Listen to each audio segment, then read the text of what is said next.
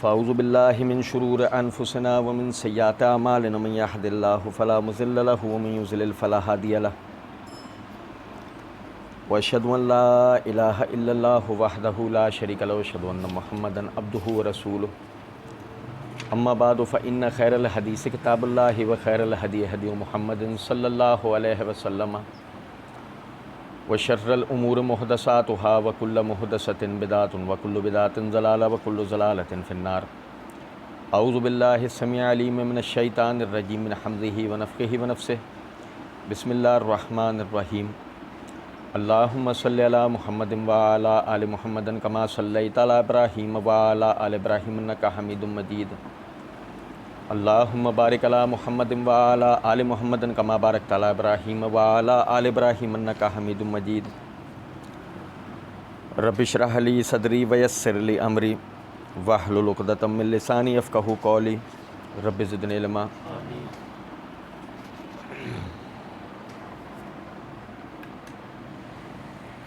یہ 2 نمبر کا اللہ رب العزت کے فضل و کرم سے ہم نماز کے معنی و مطالب کے حوالے سے پڑھ رہے تھے، اور جیسے کہ اللہ رب العزت نے قرآن پاک کے اندر فرمایا یا ایھا الذین آمنوا لا تقربوا الصلاۃ وانتم سکریٰ حتی تعلموا ما تقولون، اے ایمان والو نماز کے قریب بھی نہ جاؤ حالت سکر میں، یہاں تک کہ تمہیں پتہ ہو کہ تم کیا کہہ رہے ہو۔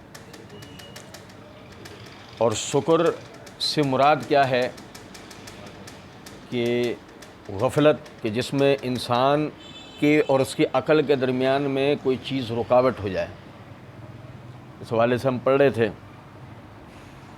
نماز کے معنی مفہوم سیکھنا، جاننا اور اس کے مطابق نماز پڑھنا نماز کی حقیقی روح کو پا لینا، اس فضیلت و برکت کو پا لینا ہے جس کا وعدہ اللہ رب العزت نے نماز کے لیے جہاں بھی قرآن پاک کے اندر، جیسے مثال ان الصلاۃ تنہی عن الفحشاء والمنکر، نماز روکتی ہے بے حیائی و بری باتوں سے، واستعینوا بالصبر والصلاۃ، مدد طلب کرو صبر اور نماز کے ذریعے سے۔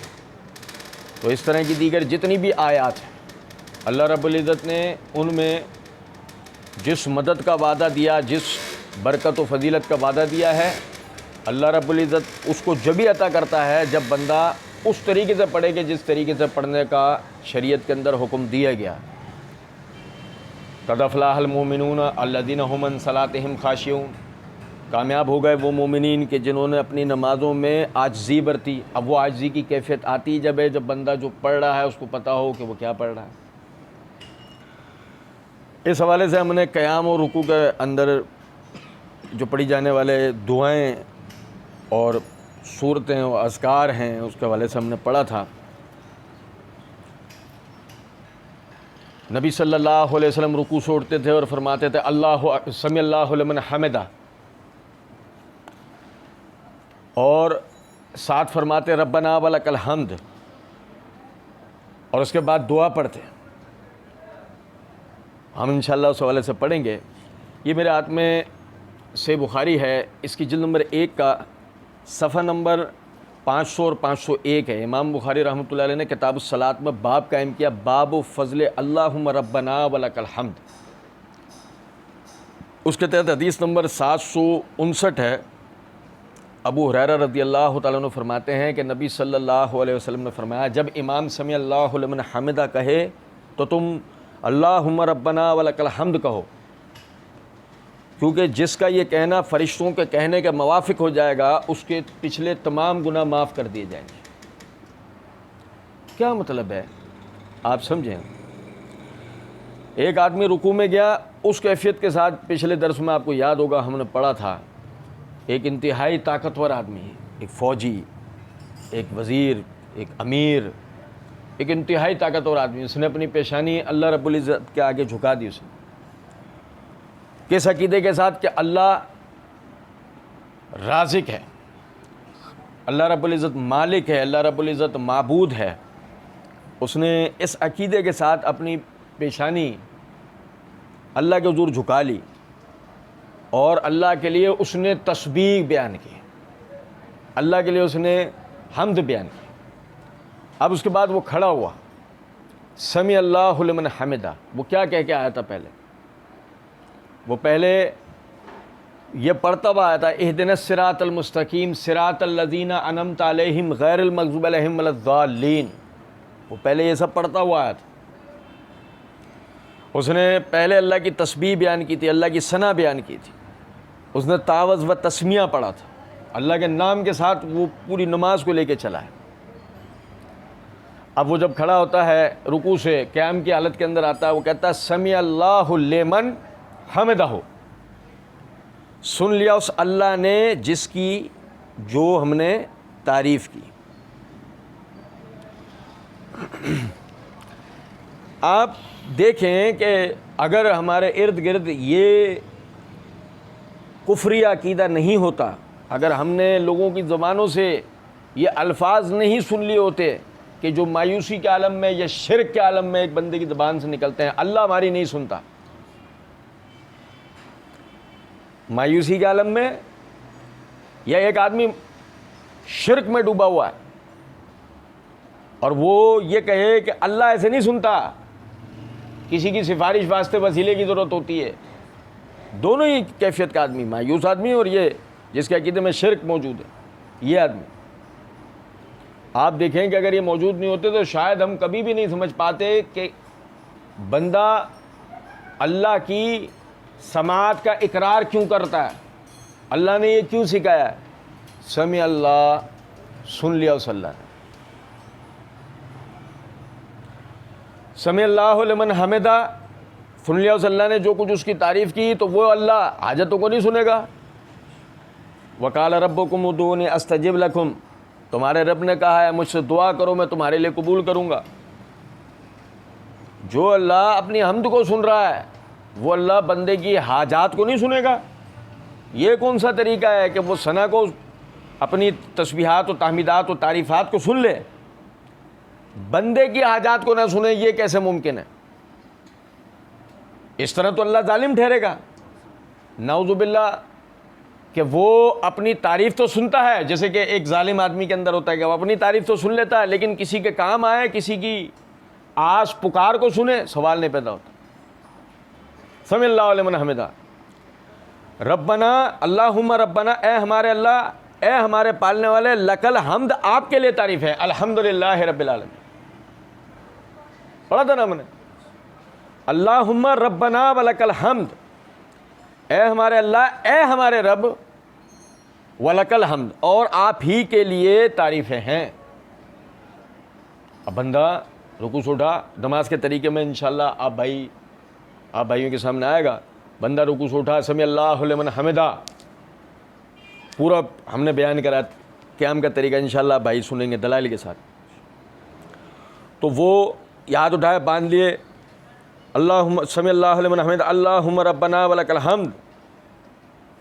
اور پھر دیکھو ذرا بات کو, بندگی کی اس معراج کو دیکھیں ذرا آپ.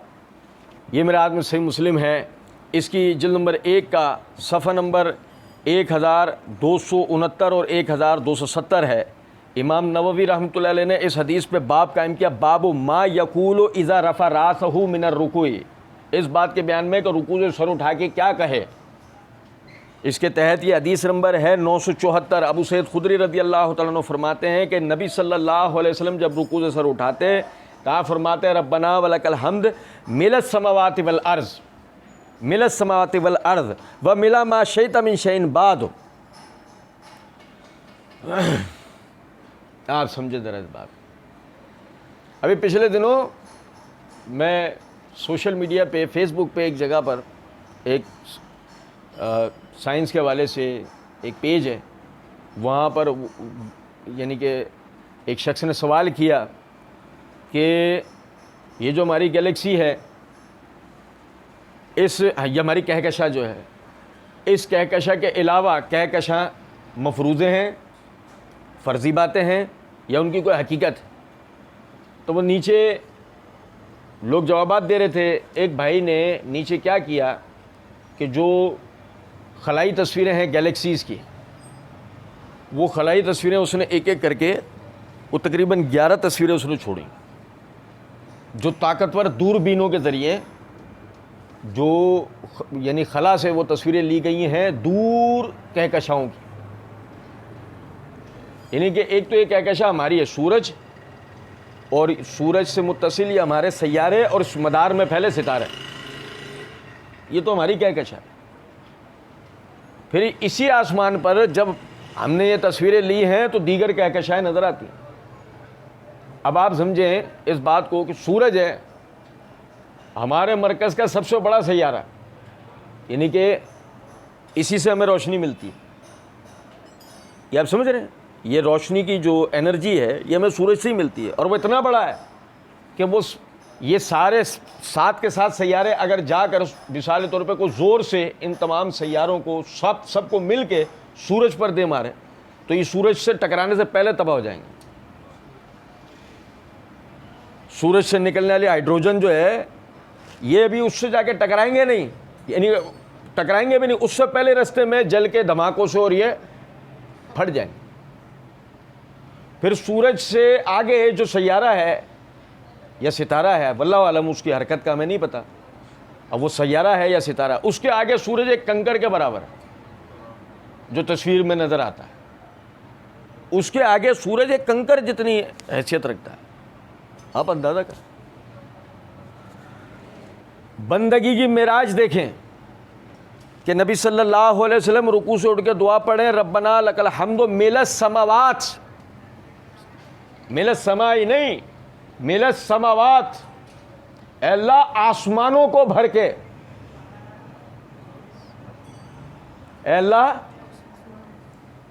کیا چیز، ربنا لک الحمد، اے اللہ آپ کے لیے تعریفیں ہیں، اے اللہ آپ کے لیے تعریفیں کس طرح، مل السماوات آسمانوں کو بھر کے، والارض زمین کو بھر کے۔ بندگی کی معراج دیکھیں آپ نے، اللہ کی حمد بیان کرنے کے لیے طریقہ دیکھیں کہ کیا عاجزانہ اور کیا شان الفاظ ہیں، بندے کی عاجزی اور اللہ کی شان جو بندہ جس طرح بول سکتا ہو، بیان کر سکتا ہو، ربنا لک الحمد مل السماوات والارض، اللہ آپ کے لیے تعریفیں ہیں آسمانوں کو بھر کے۔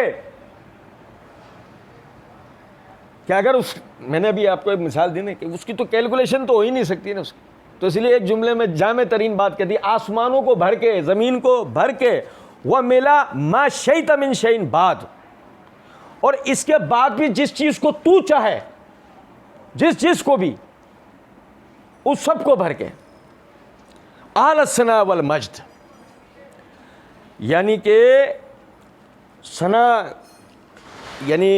ثنا پڑھنے والوں کے لیے، بزرگی بیان کرنے والوں کے لیے، تعریف بیان کرنے والوں کے لیے یہی لائق ہے، اعلی الثناء والمجد۔ نہیں سمجھے کہ ہر تعریف کرنے والا، ہر بزرگی بیان کرنے والا اس کے لیے یہی لائق ہے کہ وہ تیرے لیے کیا کہے، اے ہمارے رب آپ کے لیے کیا کہے، کہ آپ کے لیے تعریفیں آسمانوں کو بھر کے، زمین کو بھر کے، جو کچھ آپ چاہے اس کو بھر کے۔ احق کو ما قال العبد، حق ہے بندے کا کہ وہ ایسا کہے، حق ہے بندے کا کہ وہ ایسا، احق کو بندہ حقدار ہے، زیادہ حقدار ہے، ما قال العبد کہ جو بندہ یہ کہے، وَكُلُّنَا لَكَ الْعَبْدُ، اور یہی ہے بندے کے لیے، اللہ کی قسم ہے۔ آپ سمجھیں ذرا بات، دیکھیں اگر ہم، چھوٹی سی بات ہے کہ اللہ رب العزت نے مثال طور پہ میں نے آج دال کھائی ہو، میں نے دال کے ساتھ روٹی کھائی ہو، سنو ذرا بات، تو ایک دال اور ایک وہ روٹی، وہ دونوں جب فصلوں پر اگائی جاتی ہیں، وہ گندم اگ رہی ہے، وہ دال اگ رہی ہے، جب یہ اگائی جاتی ہیں، اگنے کے ایام سے لے کے اور کٹنے کے ایام تک ذرا وہ وقت دیکھیں غور سے، آپ اللہ کے آگے سجدہ ریز ہو جائیں گے۔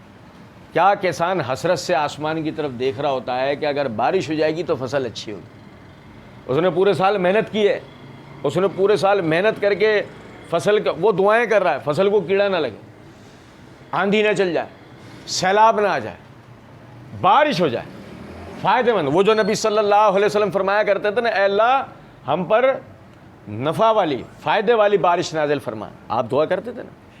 سنیں ذرا, سمجھے بات, کہ باقاعدہ وہ دعائیں کر رہا ہے فصل کو کیڑا نہ لگے, وہ دعائیں کر رہا ہے کہ آندھی نہ چلے فصلیں اکھڑ جائیں گی, وہ دعائیں کر رہا ہے سیلاب نہ, پانی بھر گیا فصلیں چل جائیں گی. سنیں ذرا بات. اور آخر میں وہ دعائیں کر رہا ہے کہ بارش ہو جائے جو اس فصل کے لیے فائدہ مند, تاکہ پیداوار زیادہ ہو.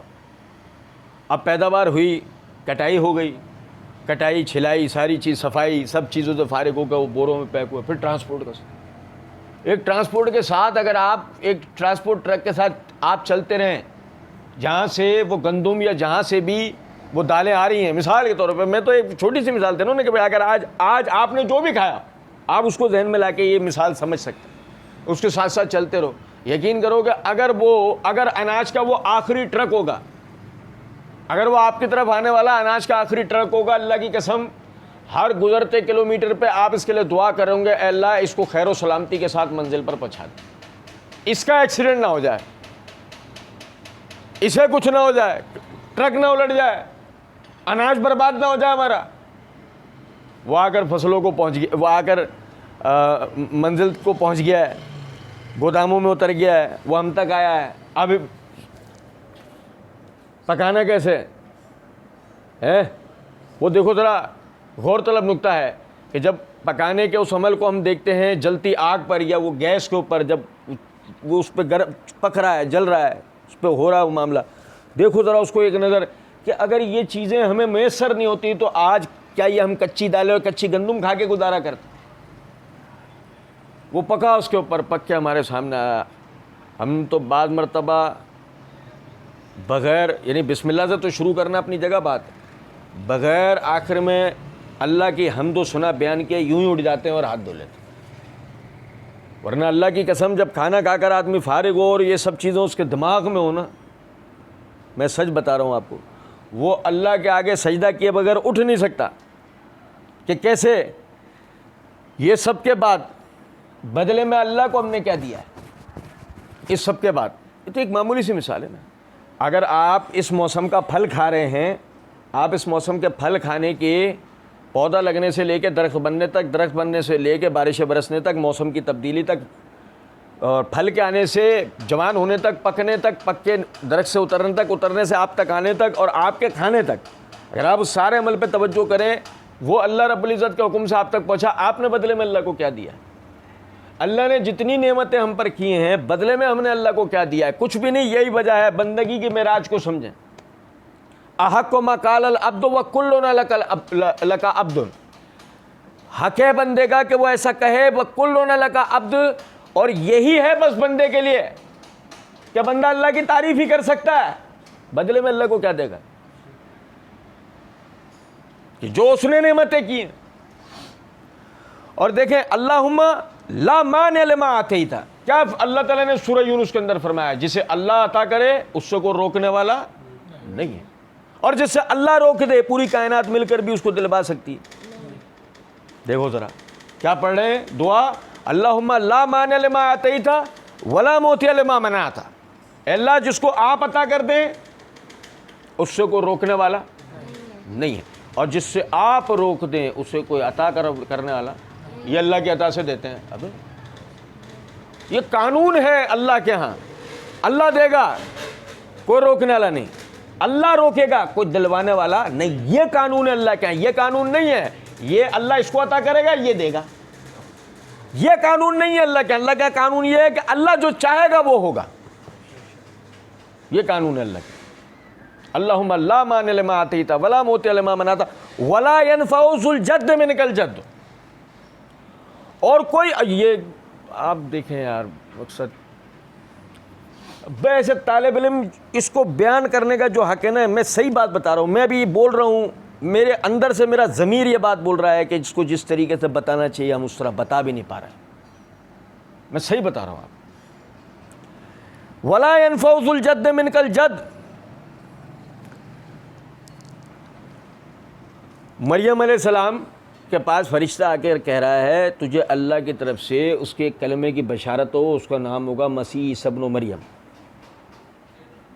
وہ کہہ رہی ہیں یہ کیسے ہو سکتا ہے، میں بدکار نہیں ہوں، مجھے آج تک کسی انسان نے ہاتھ تک نہیں لایا، مجھے اولاد کیسے ہوگی؟ نہیں سمجھے بات. جسے اللہ دے اسے روکنے والا، کذالک اللہ یخلق ما یشاء. فرشتہ کہہ رہا ہے تجھے کیا ہو گیا، اللہ جس کے لیے جیسے چاہے تخلیق کرتا ہے. یہاں تو بات یہ نا وہ چاہتی نہیں ہے، اللہ دے رہا ہے، روک لو. کچھ سمجھ میں آ رہی ہے بات یا نہیں؟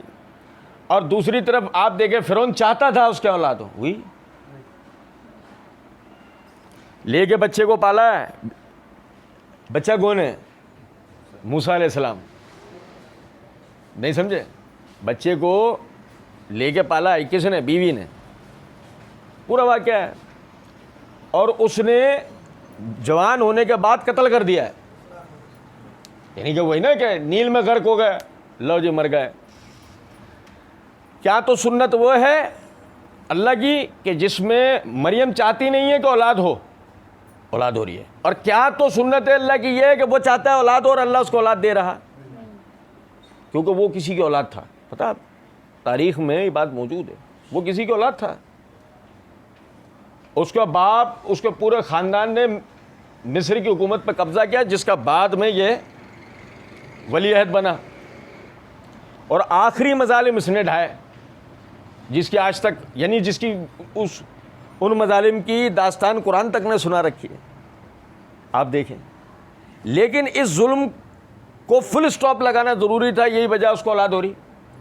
نبی اکرم صلی اللہ علیہ وسلم کے بیٹے ہوئے، ایک بھی زندہ نہیں رہا. بیٹیاں ہی بیٹیاں 4، تینوں بیٹوں کا انتقال ہو گیا. جسے اللہ دے اسے کو روکنے والا نہیں ہے، اور جس سے اللہ روک دے اسے کو دلوانے والا.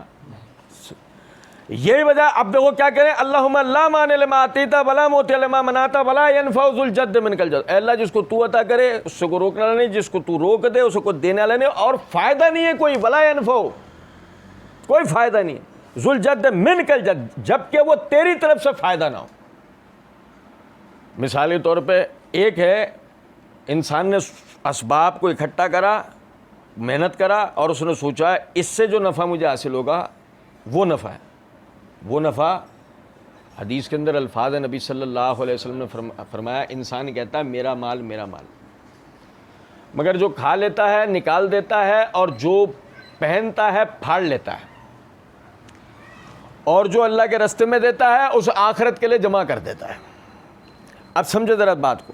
فائدہ ایک تو وہ تھا کہ جس کو میں نے سمجھا تھا کہ میں نے کاروبار کیا، مال و اسباب اکٹھا کیا، یہ میرا فائدہ ہے. پھر اسی طریقے سے شادیاں کی، اولادیں ہوئیں، یہ میرا فائدہ ہے. پھر تعلقات بنائے، بڑے بڑے خاندان بنا لیے، بہت دوستی یاریاں ہو گئیں، بہت سارے تعلقات ہو گئے، تو یہ کیا ہے؟ یہ فائدہ ہے. لیکن سمجھے ذرا اس بات کو، اولاد نے چھوڑ دیا، مال ختم ہو گیا، اسی اولاد میں تقسیم ہو گیا. دوست یار گردش زمانہ کے ساتھ اپنے اپنی راہ کو ہو گئے. اس کو سوائے اللہ سے تعلق کے کون سا تعلق کام آ رہا ہے؟ سوائے یعنی کہ رب ہونے کے، رب کے اور بندے کے، مالک کے اور مملوک کے. بھائی اس کو کون سا تعلق کام آ رہا ہے؟ بچپن سے لے کے بڑے ہونے تک اس کو جو فائدہ اللہ سے پہنچا، بدلے میں اللہ نے اس سے کچھ مانگا نہیں، اس کو فائدے دیے، اور وہ فائدے اس نے ضائع کر دیے. مگر ان فائدوں کے بارے میں اگلے فائدے میں کوئی سوال نہیں ہوا. یہ چیز لے لو، لے لی، اگلی دفعہ دینا ہے، ہاں پہلے والی کہاں ہے؟ ایک چھوٹی سی بات ہے نا، ایک باپ اپنی اولاد کے لیے کام محنت کرتا ہے، اب جتنی چاہتے رہے اس حساب سے اس کے لیے کوشش کر کے چیز لے کے آیا، وہ چیز اس نے خراب کر دی، دوسری چیز سے سوال کرا، تو باپ کیا بولتا ہے؟ پہلے لکھا ہے، اس کا کیا کیا کرتا ہے نا بات. لیکن ایک باپ اور ایک رب میں کتنا بڑا فرق ہے کہ آپ دیکھیں وہ دیے چلا جاتا ہے، دیے چلا جاتا ہے، دیے چلا جاتا ہے، دے رہا ہے، بس لے کچھ رہا، لے کچھ بھی نہیں رہا. ذہن میں خیال آتا ہے کہ یہ جو ہم پڑھ رہے ہیں، یہ تسبیح، تحمید و تعریف، یہ سب اور یہ بندہ اپنے لے کر رہا نہیں. پچھلے درس میں ہم نے پڑھا فرشتوں کی رزق، فرشتوں کی حاجات کیا ہیں؟ اللہ کی عبادت. جیسے ہماری حاجت تو کھانا پانی نہانا دھونا سب چیزیں نا, فرشتوں کی حاجت صرف اور صرف اللہ کی عبادت. گویا کہ جیسے ہمیں سانس کی احتیاج ہے, فرشتوں کو نماز کی احتیاج ہے. جو سبحان اللہ کہہ رہا ہے سبحان اللہ کہہ جا رہا ہے, جو سبحان اللہ وہ بحمدہ کہہ رہا ہے وہ وہی کہہ جا رہا ہے, جو اللہم صلی علی محمد پڑھ رہا ہے وہ وہی پڑھ جا رہا ہے, جو استغفر اللہ ربی من کل ذنب پڑھ رہا ہے وہ وہی پڑھ رہا ہے, جو پڑھ رہا ہے وہ وہی پڑھ رہا ہے, چھوڑ دے گا جس دن اس دن مر جائے گا. یہ فرشتوں کا حال ہے. لیکن مجھے نماز کے وقت میں نماز ہے, روزے کے وقت میں روزہ ہے, جب توفیق ملے تو ذکر و اذکار ہیں. یہ ساری چیزوں کے بعد کھانے کو, پینے کو, سونے کو, رہنے کو, شفا, ساری چیزیں اللہ رب العزت دے رہا ہے, بدلے میں کچھ لے رہا, بدلے میں کچھ بھی نہیں لے رہا. باقی تو جو میں نے کمایا اپنی آنکھوں سے میں نے اسے ختم ہوتے دیکھا. ان الانسان لفی خسر, انسان ہر صورت میں نقصان میں ہے. میں نے تو جو کچھ کیا اسے اپنی آنکھوں سے ختم ہوتے دیکھا. ایک آدمی جس نے بہت طاقت بنائی, بوڑھا ہوا, طاقت ختم. ایک آدمی بہت بڑا اسپورٹس مین, اس کی جگہ دوسرا جوان, اس کی ختم. ایک بہت اچھی گلوکارہ, ایک ایسی مثال کے طور پہ بات کر رہا ہوں, وہ گلوکارہ کی جگہ دوسری گلوکارہ گئی, ختم. ایک بہت اچھی فیشن ماڈل, اس کی جگہ دوسری آ گئی, پہلے ختم. جو آپ نے کیا اس کا فائدہ کچھ نہیں ہے سوائے اس کے کہ وہ زوال کا شکار ہے, اور جو فائدہ اللہ کی طرف سے ہے وہ دنیا اور آخرت دونوں میں واقعی فائدہ مند, اس کا کوئی نقصان ولا ينفع. حتیٰ کہ بندہ مانگتا ہے اپنے لیے نقصان کی چیز, اے اللہ مجھے موت دے دے, نہیں مانگتا. ہم اپنے ارد گرد نہیں سنتے, اے اللہ مجھے موت دے دے. ابے یار ایسے حالات سے تو بہتر تھا مر جاتے, ہم نہیں کہتے تھے ایسی بات. آپ دیکھیں کہنے والے تو ایک دم سے کہتے ہیں بھائی قبولیت کی گھڑی, بھائی قبولیت کی گھڑی, بھائی قبولیت. نہیں, اللہ کسی چیز سے پابند تھوڑی ہے, یہ ہو گیا تو اب یہی ہوگا. یہیں سے ہمیں پتہ لگتا ہے اس کا حکیم ہونا, یہیں سے ہمیں پتہ لگتا ہے اس کا رحمان و رحیم ہونا. ورنہ جو کلمہ منہ سے نکالا ہے تو اس کے بعد تو ہونا کیا چاہیے, بھائی میں نے تجھے کھانے پینے کو دیا, تجھے اتنا بڑا کیا تھا اپنی عبادت کے لیے, تو کیا بول رہا ہے کہ یہ نہیں ہوا وہ نہیں ہوا تو میں مر جاؤں. ابے تو میں نے جب پیدا کیا تھا اس کا کیا ہوگا. بھئی آپ ذرا اپنے آپ کو ایک منٹ سوچیں نا, کہ اگر ہم نے مثال طور پہ ایک کسی کو تربیت دی, سکھایا, پڑھایا, سمجھایا, ایک مقصد کے لیے تیار کیا, جب اس مقصد کی باری آئی وہ رفو چکر ہونا چاہ رہا ہے کسی بھی نام پہ, چاہے مرنے کے نام پہ صحیح, وہ ذمہ داری سے بھاگنا چاہ رہا ہے, تو ہم تو اس سے پوچھیں گے نا کہ بھائی ہم نے تجھے اس مقصد کے لیے کھلایا پلایا, نشوونما دی, سارے معاملات کیے, اور آج تو جو ہے فلاں کمی ہے, فلاں مسئلے کی وجہ سے تو کہتا ہے کہ نہیں جی میں یہ چیز نہیں کر سکتا, یا میں مر رہا ہوں, یا فلاں. یہ کیسے ممکن ہے. وَلَا يَنْفَعُ ذُو الْجَدِّ مِنْكَ الْجَدِّ, کوئی فائدہ نہیں ہے مگر وہ فائدہ اللہ کی طرف سے ہو. یہی وجہ آپ دیکھیں انس بن مالک رضی اللہ تعالیٰ عنہ فرماتے ہیں کہ نبی صلی اللہ علیہ وسلم رکوع چھوڑ کر اتنی دیر کھڑے رہتے تھے کہ ہم سمجھتے ہیں کہ سجدہ کرنا بھول گئے. آئی سمجھ میں بات, کہ آپ اتنی دیر کھڑے کھڑے کیا پڑھ رہے ہوتے تھے. آج ہماری کیفیت ہے سمی اللہ علیہ وسلم ربنا ولک الحمد اللہ. اسی طریقے سے آپ دیکھیں یہ صحیح بخاری کے اندر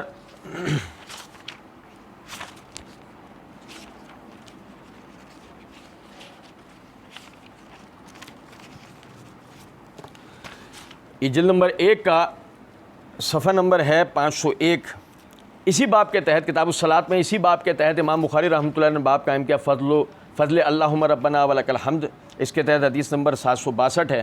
رفع بن رافع الزرقی رضی اللہ تعالیٰ عنہ فرماتے ہیں کہ ہم ایک دن نبی اکرم صلی اللہ علیہ وسلم کے ساتھ نماز پڑھ رہے تھے, آپ نے رکوع سر اٹھایا تو فرمایا سمی اللہ لمن حمدہ.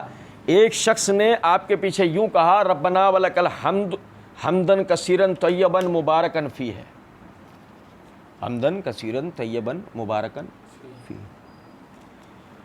ارے دیکھیں پہلے والی دعا تو ذہن میں رہے گی نا, ابھی دیکھیں ذرا وہ ہوا کیا ہے.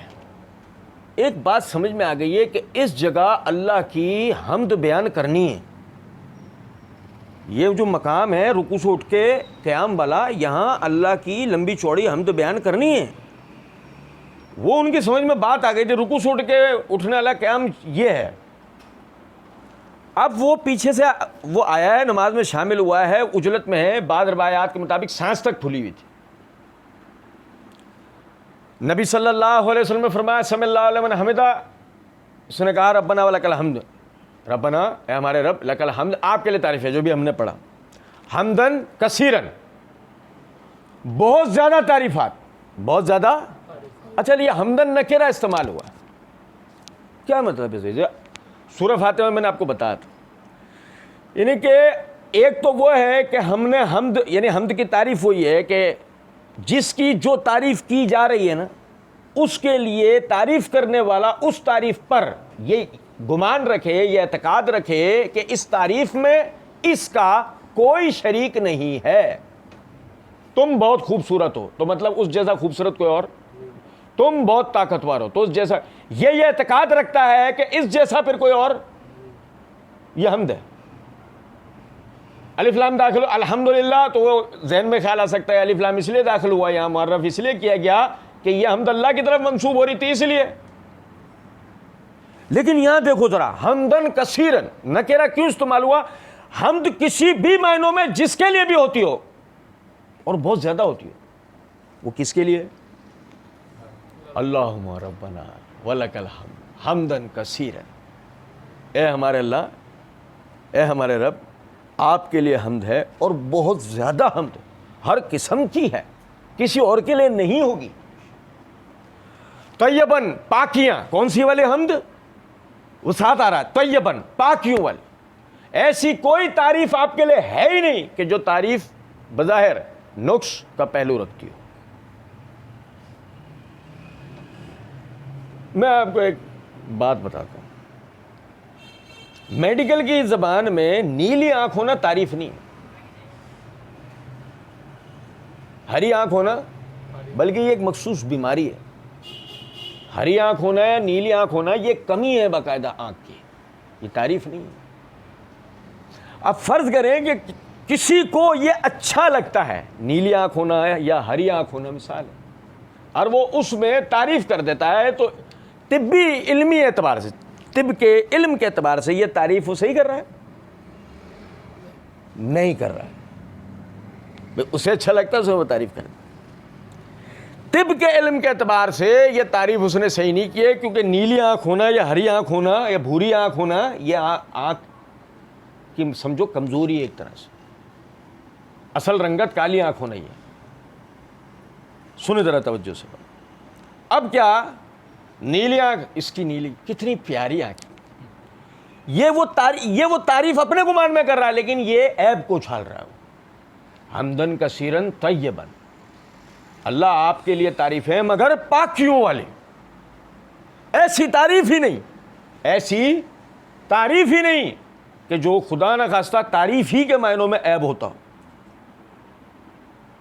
کہ تعریف کو معنی کیے جائیں تو وہ تعریف نہ رہے، وہ کیا بن جائے؟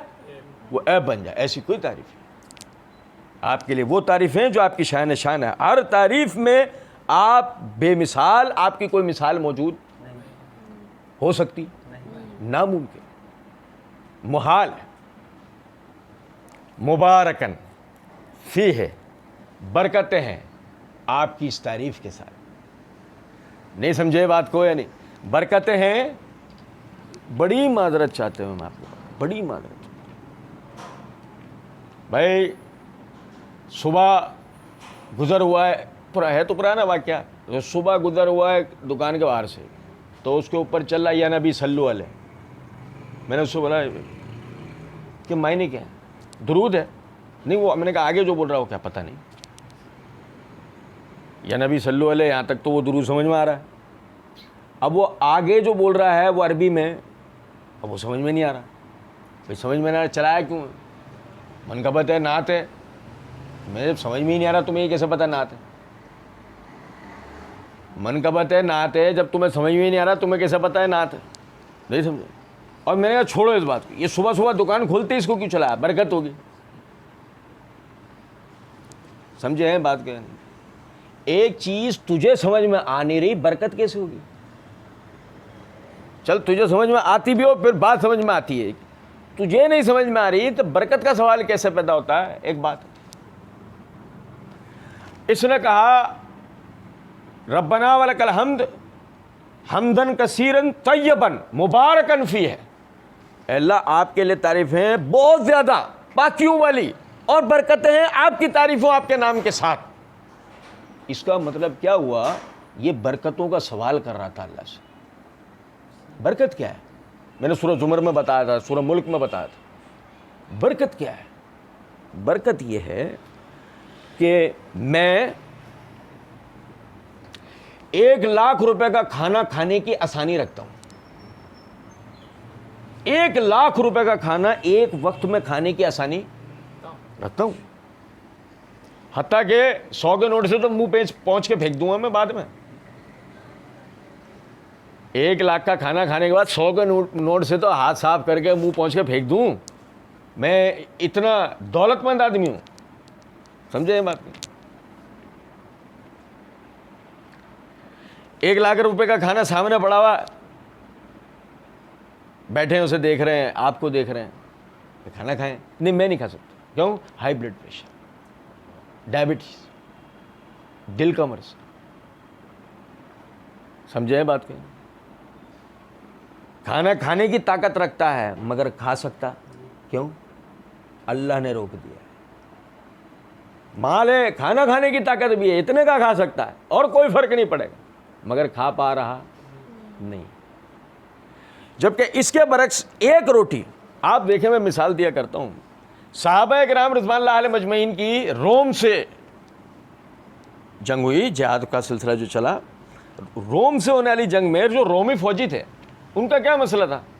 ہاتھی, گھوڑے, گدھے, شیر, چیتے سب کھاتے تھے, انسان کھائے جاتے تھے. رومی سپاہی سب کچھ کھا جاتے تھے, سب کچھ جو ان کو کھانے کو ملتا سب کھا جاتے تھے. خونخوار درندے تو وہ اس نام پہ کھاتے تھے کہ یہ طبی حوالے سے بات ہوتی ہے نا کہ انسان جو کچھ گوشت کی چیز جو کچھ بھی کھاتا ہے نا اس کی فطرت اس کے مطابق بنتی ہے. تو وہ درندے تو کھاتے ہی اس بات کے اوپر تھے کہ جتنے خونخوار فوجی ہمیں چاہیے نا وہ درندے کھا کے ہی بن سکتے ہیں. شیر, چیتے, ہاتھی, گھوڑے سب کھا جایا کرتے تھے رومی فوجی. جب صحابہ کرام رضوان اللہ علیہ مجمعین سے ان کا آمنا سامنا ہوا, پہلا واقعہ جو ہوا وہ یرموک کی فتح بھی ہے, غزوہ موتا جسے کہا جاتا ہے.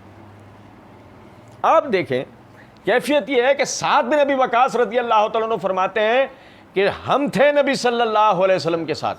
واقعہ کیا ہوا تھا کہ کوفے میں, یہ کوفے کے جتنے فتنے تھے, حضرت عثمان سے لے کے سیدنا حسین اور حسین رضی اللہ تعالیٰ عنہ کے بعد دیگر حضرات کی شہادتوں میں ملوث تھے یہ اور جیسے لوگ. سعد بن ابی وقاص رضی اللہ عنہ کے لیے ایک مخصوص پروپیگنڈا کیا تھا انہوں نے. میں نے معرفت الصحابہ و اہل بیت سیریز میں اس کی تفصیل بتائی تھی. سعد بن ابی وقاص رضی اللہ عنہ نے جو جواب دیا, امام بخاری رحمۃ اللہ علیہ اسے صحیح بخاری میں لایا اس روایت.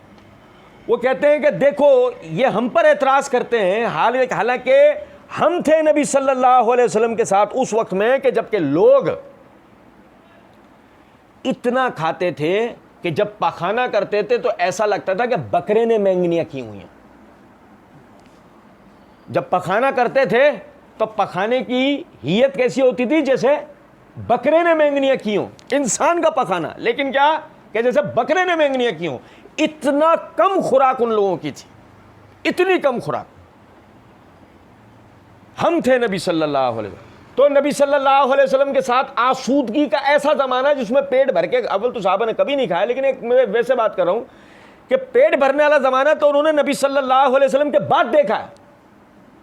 ابو بکر عمر کے زمانے میں جا کے حالات بہتر ہوئے, اس سے پہلے تو ہے. اس کا مطلب یرموک کی لڑائی میں بھی ان کی کیفیت یہی ہوگی نا, اور ہو نہ ہو تبوک میں تو ہوگی.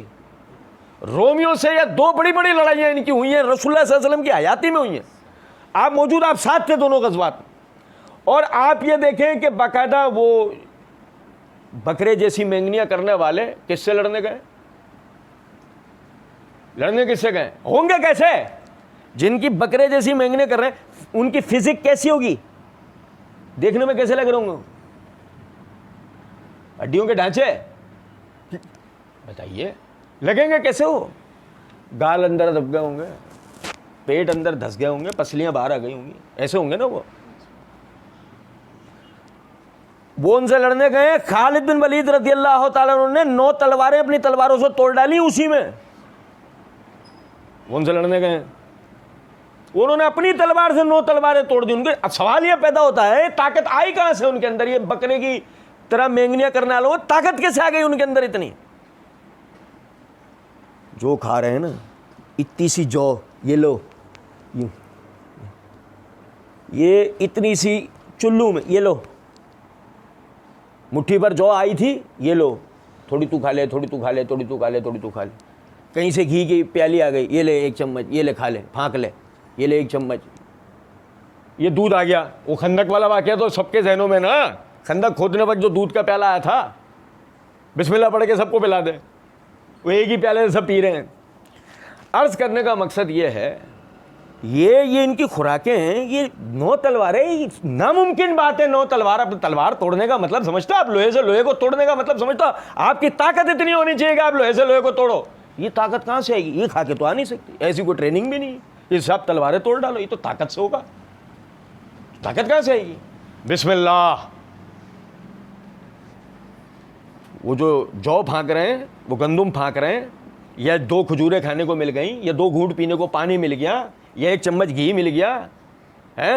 وہ جیسے وہ صفیہ رضی اللہ تعالیٰ عنہ کا ولیمہ ہوا تھا کہ جس کے بعد جو کچھ بھی لے آئے، تو کوئی روایت میں الفاظ ہیں کہ کوئی 1 مٹھی گندم لے آیا، کوئی جو کی تھیلی لے آیا، کوئی کھجوریں لے آیا، سب کا ملغوبہ بنایا، سامنے رکھ دیا، سب اس میں سے تھوڑا تھالوں میں سے تھوڑا تھوڑا تھوڑا تھوڑا سب نے کھایا. یہ ولیمہ تھا صفیہ رضی اللہ تعالیٰ عنہ والا. اب سوال یہ پیدا ہوتا ہے کہ یہ 9 تلواریں کیسے ٹوٹیں؟ کیونکہ جو کھا رہے ہیں نا، بسم اللہ الرحمن الرحیم کہہ کے کھا رہے ہیں. جو کھا رہے ہیں بسم اللہ، اللہ کے نام کے ساتھ، اللہ کے نام کے ساتھ، مطلب برکت کہاں سے مانگ رہے ہیں؟ یہ برکت کا عقیدہ کہ چلو بھر، کلائیوں بھر، چٹکیوں بھر چیزیں کھا کے انہوں نے 9 تلواریں توڑ دی. یار ہم سے ایٹم بوم نہیں چل رہا. کچھ سمجھ میں آ رہی ہے بات یا نہیں؟ وہ 9 تلواریں توڑ ڈالی انہوں نے اپنی تلوار سے. یہ برکت کا عقیدہ ہے کہ اتنا سا کھا کے بھی ان کو، صحابہ کرام کو اللہ رب العزت ہرن کے گوشت کی طاقت دے رہا ہے، شہد کی طاقت دے رہا ہے، دودھ، ہر پاکیزہ چیز کی طاقت اللہ ان کو دے کس سے رہا ہے؟ پانی سے. دے کس سے رہا ہے؟ بھوسی روٹیوں سے. دے کس سے رہا ہے؟ 2 کھجوروں سے، 1 کھجور سوکھی کھجوروں سے. ان سے اللہ وہ ساری طاقت، کیونکہ تاثیر کس کے پاس ہے؟ طاقت کس کے پاس ہے؟ لا حول ولا قوت الا باللہ. ہر توفیق و طاقت ہے ہی اللہ کے پاس سے. وہ چیزوں میں تاثیر پیدا کرتا ہے اور تاثیر کو ختم کر دیتا ہے. بہت کھا کے بھی آدمی، یار کھانے کی کوئی کمی نہیں ہے لیکن پتہ نہیں کیا ہو گیا، لگ کچھ نہیں رہا. یہ ہے برکت کا عقیدہ ہے. کیا کہا اس نے؟ حمدن کثیرن طیبن مبارکن فی ہے. تعریفیں اللہ ساری کی ساری آپ کے لیے، پاکیوں والی تعریفیں، اور برکتیں ہیں آپ کی طرف سے. تبارک الذی بیدہ الملک وہو علی کل شیء قدیر. یہ عقیدہ ہے پورا. برکتیں اس کے نام کے ساتھ، جس کے ہاتھ میں ہر چیز کی اختیار و بادشاہت ہے اور وہ ہر شے پہ قدرت رکھنے والا ہے. یہ ہے برکت کا عقیدہ کہ آدمی روٹی کھائے گا اور اللہ سے سوال کرے گا گوشت کی طاقت کا، دودھ پیے گا اور شہد کی طاقت کا، پانی پیے گا دودھ اور شہد کی، اللہ اس کو ان میں دے گا. یہ ہے برکت کا عقیدہ. بیٹی مانگے گا، بیٹا مانگے گا، بیٹی پیدا ہوگی، بیٹے سے بہترین ہوگی. مریم علیہ السلام کی والدہ، بیٹے کے لیے نظر مانی ہے، بیٹی پیدا ہوئی ہے اور اللہ بتا رہا ہے یہ بیٹی بیٹوں سے افضل ہے، یہ بیٹی بیٹوں سے افضل ہے. تو برکت کس کی طرف سے؟ اللہ رب العزت کی طرف سے. تو سمجھ میں آتی ہے بات؟ یعنی کہ جو انس بن مالک رضی اللہ تعالیٰ نے فرمایا کہ نبی صلی اللہ علیہ وسلم رکوع سے اٹھ کر اتنی دیر کھڑے رہتے تھے، ہم سمجھتے کہ آپ سجدہ کرنا یہ رکوع سے، وہ ہاتھ باندھے یہ ساری دعائیں پڑھ رہے ہوتے. اور اس خشوع خضوع کے ساتھ، اس معنی مفہوم کے ساتھ، یہ جو ہم نے بحیثیت طالب علم پڑھا ہے، آپ خود سوچیں ذرا اس بات کو کہ اگر بندہ اس کو پڑھتا ہے تو اس کے لیے وہ فوائد و برکات کہ جس کا اللہ رب العزت نے بندوں سے وعدہ کیا، کیوں نہیں اس کو حاصل ہوگی. پھر آپ دیکھیں کہ جیسے کہ ابو ہریرہ رضی اللہ تعالیٰ عنہ فرماتے ہیں کہ نبی صلی اللہ علیہ وسلم اللہ اکبر کہہ کے سجدے میں جاتے. اللہ بڑا ہے. سنو ذرا بات، بڑی بات ہے اللہ کی قسم. کیا ہوا بھائی؟ سلیمان علیہ السلام سجدہ کر رہے ہیں. میں کبھی یہ میں بات آپ کو بتا رہا ہوں، اس کو بیٹھ کے سوچئے گا. جو میں آپ کو بتا رہا ہوں اس کو بیٹھ کے سوچئے گا. سلیمان علیہ السلام سجدہ کر رہے ہیں، تخت پہ بیٹھے ہوئے. سمندر، اللہ رب العزت نے بتایا ہے سمندر کے اندر غوطے لگا کر آپ کے لیے قیمتی پتھر نکال کے لا کے محل پر لگا رہے ہیں جنات. تو سمندر کی تہہ میں انسان کیسے جائے گا؟ اتنے قد کاٹ کے چاہیے جو سمندر کی تہہ میں چلے جائیں. اتنے قد کاٹ کے کون ہیں؟ جنات ہیں. قرآن بتا رہا ہے کہ سمندر کی تہہ میں اتر کے ان کے لیے کیا لے کر آ رہے ہیں؟ قیمتی پتھر، موتی، دیگر محل پہ لگا. کچھ بات آ رہی ہے سمجھ میں؟ اور وہ جس نے کہا کون ہے جو مجھے وہ تخت لا کے دے گا، تو اس نے کہا آپ کا دربار برخاست نہیں ہوگا اس سے پہلے میں تخت لے کر آ جاؤں گا. یہ کون سا والا ہے؟ عفریت من الجن، جنات میں مانسٹر، جنات میں بھی جو مانسٹر ہے وہ کہہ رہا ہے آپ کا دربار برخاست نہیں ہوگا اس سے پہلے میں تخت لے آؤں گا. اور پھر اس نے کہا کہ جس کے پاس علم تھا، وہ والے جن نے کہا آپ پلک بھی نہیں جھپکائیں گے اس سے پہلے لے آؤں گا. کیا مطلب؟ ٹائم ٹریولنگ جانتا ہے وہ اتنا عالم فاضل آدمی ہے کہ وہ ٹائم ٹریولنگ کو جانتا ہے، اور واقعی پلک بھی نہیں جھپکی اور تخت وہاں رکھا ہوا. سمجھے ہیں بات؟ اس وقت جو سلیمان علیہ السلام نے کہا اسے چھوڑے. لیکن ذرا طاقت کا اندازہ کریں. طاقت کیا ہے؟ طاقت کیا ہے؟ محل کون بنا رہے ہیں؟ اور عام سپاہیوں میں سے ایک سپاہی کہہ رہا ہے دربار برخاست نہیں ہوگا اس سے پہلے تخت لے آؤں گا. کس کا؟ ملکہ سبا کا. کون؟ خطہ عرب کی سب سے طاقتور ملکہ اور سب سے ویل اسٹیبلش قوم اہل سبا. مطلب آپ اندازہ کریں اللہ رب العزت نے ان کی معیشت کو اس طریقے سے بیان کرا ہے، ان کے دائیں اور بائیں جنت تھی. اللہ نے ان کی معیشت کو اس طرح قرآن میں بیان کرا ہے، ان کے دائیں اور بائیں. آج ان کے دائیں بائیں صرف ریگستان ہے. دبئی یہ سنیں ذرا بات. سلیمان علیہ السلام نے اس کو مسلمان ہونے کا پیغام بھیجا، اس اور بجائے اس وقت مسلمان ہونے کے اس درباریوں کے کہنے میں آ کے اس نے جنگ کے لیے کہہ دیا. اس وقت سلیمان علیہ السلام سمجھ گئے تھے بات کو، عورت ہے اس میں اتنی طاقت کہاں. کہنے لگے جاؤ اس کا تخت لے کر آ جاؤ، کیونکہ حدود نے کیا کہا تھا؟ وَلَهَا عَرْشٌ عَظِيمٌ، اس کا تخت بہت بڑا ہے، اس کا تخت بہت بڑا ہے. تو جب ایک جانور تک کو بھی وہ محسوس ہوا ہے نا، تو اس کی طاقت نظر کس چیز سے آتی ہے؟ جاؤ اس کا تخت لے کر آؤ. وہ اگر آج کا زمانہ ہوتا تو پتہ کیا؟ جاؤ ایٹم بم اٹھا کے لے آؤ، سارا ایٹمی ریئیکٹر ہی اکھیڑ کے لے آؤ. کچھ بات آ رہی ہے سمجھ میں؟ نہیں. چل وہ آ گیا پلک جھپکنے سے پہلے. یہ طاقت کا اندازہ کریں.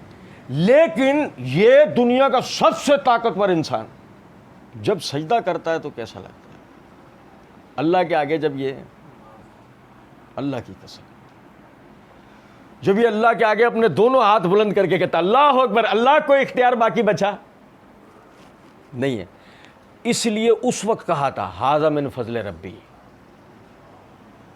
یہ نہ میرا کمال نہ تیرا کمال، یہ کس کا کمال ہے؟ جس نے ہمیں یہ طاقت دی. ھذا من فضل ربی، یہ میرے رب کا فضل ہے.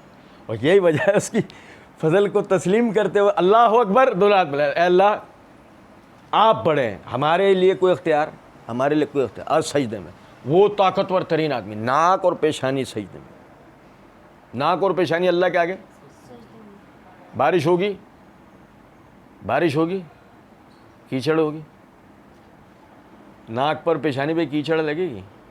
یہ وہ لوگ ہیں جو مٹی نہیں لگنے دے سکتے، یہ وہ لوگ ہیں جو مٹی لگنے دے سکتے، یہ وہ لوگ ہیں کہ جو ان کو کوئی مٹی نہیں لگنے دے سکتا. ان کا ماننا اللہ، یہ وہ لوگ ہیں، ان کا ماننا اللہ ان کو مٹی نہیں لگنے دے سکتا. لیکن ذرا سمجھو بات کو. وہ دیکھو ذرا صحیح بخاری کتاب الصلاۃ میں امام بخاری رحمۃ اللہ نے باب تک قائم کیا اس کے اوپر. بڑی حکمت ہے ہر بات کہ نماز میں اگر پیشانی ناک کے اوپر سجدے کے دوران مٹی لگ جائے تو اسے نہ ہٹانے کا بیان، نہیں ہٹانا ہے. اب حدیث میں الفاظ ہیں، انس بن مالک رضی اللہ تعالیٰ عنہ فرماتے ہیں تیز بارش ہوئی رات میں، نبی صلی اللہ علیہ وسلم میں فجر کی نماز پڑھانے کے لیے آئے. آپ نے فجر کی نماز پڑھائی، جب سجدہ کیا، سجدے سے سر اٹھایا تو ہم نے دیکھا آپ کی ناک اور پیشانی پر کیچڑ کے اثرات تھے. کیونکہ وجہ یہ ہماری ماربل ٹائل والی آج کی مسجد نبوی نہیں تھی، وہ مسجد نبوی تھی جس کی زمین کچی تھی، بارش میں کیچڑ ہوتا تھا. آپ ذرا نبی صلی اللہ علیہ وسلم کو غور سے دیکھیں، ایک تصور لائے تھے صحابہ آپ کو مٹی بھی لگنے دے سکتے تھے, لیکن ابھی کچھ کیوں نہیں کر رہے ہیں؟ وجہ کیا ہے؟ کس کے آگے کھڑے ہیں؟ بات ساری یہ ہے, ساری بات یہ ہے, سجدہ. یہ ایک سجدہ جسے تو گراں سمجھتا ہے, 1000 سجدوں سے تجھے دیتا ہے نجات. یعنی کہ اگر بندہ اللہ کے آگے اپنی پیشانی ٹکا دے, اللہ اس کی پیشانی کسی اور کے آگے ٹکنے دے گا؟ اللہ ہی نہیں ٹکنے دے گا, چھوڑو دوسرے کی بات. اگر آدمی اللہ کا بندہ بن کے دکھا دے, سبحان ربی الاعلیٰ, سبوح قدوس رب الملائکۃ والروح, سبحانک اللہم ربنا وبحمدک اللہم اغفر لی. پڑھا تھا نا میں نے رکوع میں, دونوں کو پڑھا تھا, دونوں دعاؤں کو. سبوح قدوس رب الملائکۃ والروح کیوں پڑھی جاتی ہے؟ سجدے میں کیوں پڑھی جائے گی؟ وہ آپ سنیں گے انشاءاللہ آپ کو سمجھ میں آئے گا. سبحانک اللہم وبحمدک اللہم اغفر لی کیوں پڑھی جاتی ہے؟ وہ آپ وہ در سنیں گے, اس میں بتایا. لیکن سبحان ربی الاعلیٰ یہ بات ہے. وہ پہلے ابتدا کے اندر کیا کہا تھا؟ ابتدا کے اندر کہا تھا مکی دور ہے, ابھی وہ لوگ نہیں ہیں جو فرعون یا موسیٰ کے بارے میں سوال کرتے ہوں. مکہ میں وہ لوگ نہیں تھے نا, یہودی نہیں تھے مکہ میں, یہودی نہیں تھے, مکی دور ہے. ابھی وہ لوگ نہیں ہیں جو موسیٰ یا فرعون کے بارے میں کوئی سوال کرے, کچھ پوچھیں, نہیں. اللہ رب العزت نے سورہ اعلیٰ نازل کی اور فرمایا سبح اسم ربک الاعلیٰ.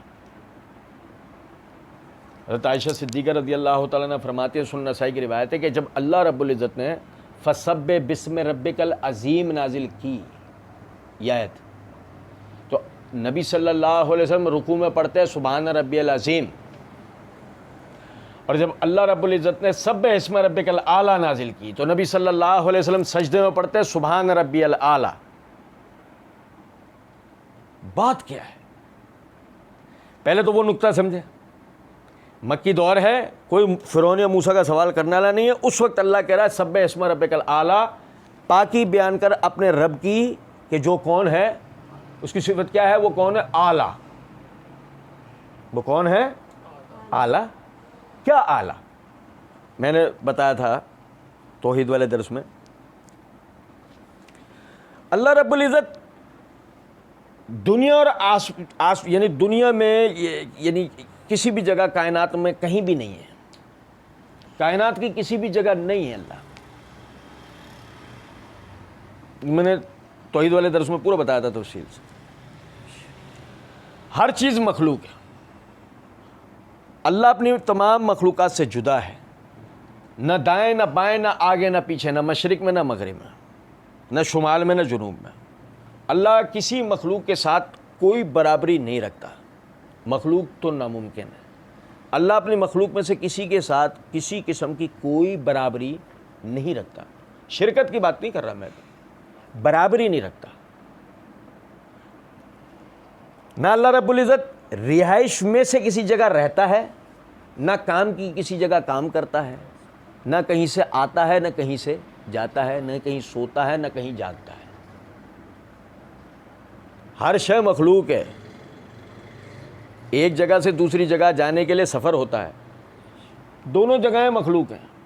سب کچھ اللہ نے تخلیق کیا ہے, زمین اور آسمان, اور اللہ رب العزت نے ان سب کو تخلیق کیا, اور ان سب سے ماورا, ان سب سے یعنی علیحدہ 7 آسمانوں سے اوپر اپنے عرش پہ مستوی ہے. علو معنی بلندی, اعلیٰ جو سب سے بلند ہو. علو معنی بلندی, اعلیٰ جو سب سے, اور جب اس میں الف لام داخل کر دیں, معرف کر دیں, تو مطلب وہ جس کی اعلیٰ ہونے میں کوئی اس کا شریک نہ ہو. سبح اسم ربک الاعلیٰ, اپنے رب کی تسبیح بیان کر اس کے علو کے ساتھ, اس کے علو کے ساتھ, یعنی عیب اس کی بے عیبی, اس کی پاکی کو تو اس کے علو کے ساتھ بیان کر. تو نبی صلی اللہ علیہ وسلم قیام میں نہیں پڑھتے, رکوع میں نہیں پڑھتے, تشہد میں نہیں پڑھتے, جلسے میں نہیں پڑھتے. اس جگہ پڑھ کے دکھایا ہے جب قیامت تک آنے والی مخلوق کو اندازہ ہو جائے کہ اللہ کا علو کس طرح ہے, سجدے میں جا کے. ناک اور پیشانی زمین پہ لگا کے سبحان ربی الاعلیٰ. ساری مخلوقات ارذل ترین، اسفل ترین، اور انسان اشرف ترین، افضل ترین. ایسے ہی ہے. جو ساری مخلوقات میں سب سے افضل ترین تھے وہ فرشتے، اسجدوا لآدم. تم سب آدم کے آگے جھک جاؤ. لو جی، اشرف المخلوق انسان. میں نے پچھلے درس میں بتایا تھا نا کہ انسان اپنی عبادت تو کروا سکتا ہے، خود عبادت کسی کی کر سکتا. انسان اس فطرت پہ پیدا کیا گیا ہے، لیکن شرک وہ گندگی ہے کہ انسان کو اس کی فطرت سے گرا دیتی ہے. شرک وہ گندگی ہے.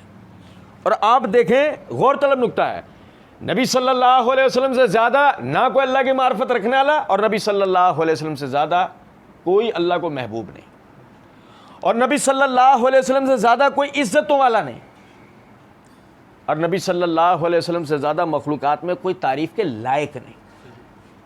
تمام تعریفیں مخلوقات میں نبی صلی اللہ علیہ وسلم کے لیے ہیں، کسی عقیدت کی بنیاد پہ نہیں، ان دلائل کی بنیاد پہ جو ہم نبی صلی اللہ علیہ وسلم کی صورت اور سیرت میں پاتے ہیں کہ آپ ایک کامل ترین، ایک مکمل ترین شخصیت تھے، اور واقعی آپ میں انسانیت کی تمام صفات بدرجہ اتم تھی. اور سنیں، مطلب طاقت کے اعتبار سے دیکھا جائے، سیاسی طاقت کے اعتبار سے تو آپ کی طاقت فرعون سے زیادہ تھی. آپ کے پاس طاقت فرعون سے زیادہ، سیاسی اعتبار سے بات کی جائے، جس کی سب سے بڑی مثال یہ ہے، آپ نے روم، فارس سب علاقوں کو فتح کر لیا تھا. کبھی کسی زمانے میں یہ فرعون نے کیا تھا، کسی زمانے میں یہ فرعون نے کیا تھا، اور اس کے بعد تاریخ گواہ ہے کس نے کیا؟ نبی صلی اللہ علیہ وسلم. آپ کے ماننے والوں نے. آپ سیاسی طور پہ بہت طاقتور تھے، آپ مالی طور پہ بہت طاقتور تھے، کیونکہ آپ کے ساتھ، آپ کے ارد گرد کے لوگوں کے نظر میں مال کی کوئی قدر و اہمیت نہیں تھی. وہ جانتے نہیں تھے مال کیا چیز ہے. نبی صلی اللہ علیہ وسلم کی جھولیوں کے اندر ڈھیروں روپیہ پیسہ، یعنی کہ جو اس وقت سکوں کی شکل میں ہوتا تھا، یوں ہی ڈال دیتے تھے. جو پیداوار ہے یوں ہی ڈال دیتے تھے، سب کچھ آپ کے قدموں میں، اور آپ یہ جمع ہوا، یہ تقسیم ہو گیا. یہ کیفیت ہوتی تھی کہ ایک ٹکڑا بچ گیا، ایک ٹکڑا، ایک سونے کا ٹکڑا تقسیم کرنے میں بچ گیا، ایک ٹکڑا. فجر کی نماز پڑھانے آئے تو اس وقت یاد آیا، نماز پڑھاتی فوراً اٹھ کے گھر کی طرف چلے گئے. صحابہ حیران، یہ آپ کا طریقہ نہیں تھا. تھوڑی دیر بعد واپس آئے تو وہ ٹکڑا ہاتھ میں تھا. اور اب جب صحابہ نے پوچھا اللہ کے رسول خیریت تھی، تو فرمایا کہ رات کو جو مال غنیمت آیا سب تقسیم کر لیا تھا میں نے، یہ بچا تھا ٹکڑا، یہ رہ گیا تھا، یہ میں اب یاد آیا مجھے، تو اس کو تقسیم کرنے کے لیے لے کر آیا. مال و اسباب کی آپ کو کوئی کمی، طاقتور آپ تھے، سیاسی اعتبار سے بھی طاقتور تھے، یعنی کہ جسمانی اعتبار سے بھی اللہ نے آپ میں، حضرت عائشہ صدیقہ رضی اللہ تعالیٰ نے فرماتی ہیں کہ نبی صلی اللہ علیہ وسلم کو اللہ رب العزت نے 100 مردوں کی طاقت دی تھی. طاقتور بھی تھے آپ. خندق کھودنے والے ہمارے کسی پیر و مرشد سے خندق کھدوا کے تو دیکھو، ہمارے پیر و مرشدوں سے، ہمارے عمرا صدور سے کبھی بولو نا خندق کھودنے کے. ابو ہریرہ رضی اللہ تعالیٰ عنہ سے ایک پتھر باندھنے کے بعد برداشت نہیں ہوا تو قمیض اٹھا کے دکھا رہے تھے، اور نبی صلی اللہ علیہ وسلم نے 3 پتھر باندھے ہوئے اور اس کے بعد خندق کھود رہے ہیں. طاقتور بھی تھے آپ. لیکن جب سجدہ کرتے ہوں گے تو کیسے لگتے ہوں گے؟ جب اللہ کے آگے وہی طاقتور ترین شخصیت جب وہ سجدہ کرتے ہوں گے تو کیا کیفیت ہوگی معبود کی اور عابد کی، مالک کی اور مملوک کی، خالق کی اور مردوک کی، کیا کیفیت ہوگی؟ اور کیا پتہ لگے گا ہمیں کہ یار باقی میں مخلوق ہے، خالق. یہ جب انہوں نے سجدہ کر دیا تو باقی ہمارے لیے کیا بچا؟ سبحان ربی الاعلیٰ. پاکیاں ہیں ہمارے اس رب کے لیے، اس کے لیے بلندیوں کے ساتھ، کہ اس کے ساتھ کوئی بھی شریک ہو سکتا، ناممکن ہے. ایک آسمان کو کراس کر نہیں سکتے، ہم تو عرش پہ استوا کی بات کر رہے ہیں۔ ناممکن ہے اللہ کے ساتھ کوئی شریک ہو سکتا، ناممکن ہے، عقلاً محال ہے۔ کوئی آدمی کہ میں اس کی دلیل دے سکتا ہوں، تو اپنے پاس ہی رکھ لے، یہ تو بڑی آسان بات ہے، تو اپنے پاس ہی رکھ لے اس کو، کیونکہ جب دلیل والی بات ہوگی تو بڑا ذلیل ہوگا، یہ 100% بات، کیونکہ جب اللہ کے لیے بات ہوگی تو الف سبح اسم ربک الاعلیٰ، الف سے بات ہوگی، اور مخلوق کے لیے جب بات ہوگی تو لقد خلقنا الانسان فی احسن تقویم ثم رددناہ اسفل السافلین، ہم نے انسان کو سب سے بہترین تخلیق میں پیدا کیا، لیکن اس کے بعد لوٹا دیتے ہیں اس کو ارذل ترین عمر پہ۔ انسان کے لیے تو سافلین ہے، اور علیین کس کے لیے؟ اللہ رب العزت کے لیے۔ یہ انسان اشرف المخلوق ہو کر ہے، اور وہ اللہ ہے، سبحان ربی اللہ، یہ ہے بندے کا سجدہ۔ تو اگر ہم نماز کی ایک ایک دعا کو، ایک ایک ذکر کو پڑھ سمجھ کے اور اس کیفیت کے ساتھ نماز پڑھیں گے، تو جو اللہ رب العزت نے نماز کی حقیقی برکات کا جو وعدہ کیا ہے وہ لازمی ہم پائیں گے۔ اللہ رب العزت سمجھنے اور عمل کرنے کی توفیق دے۔ وما علینا الا البلاغ۔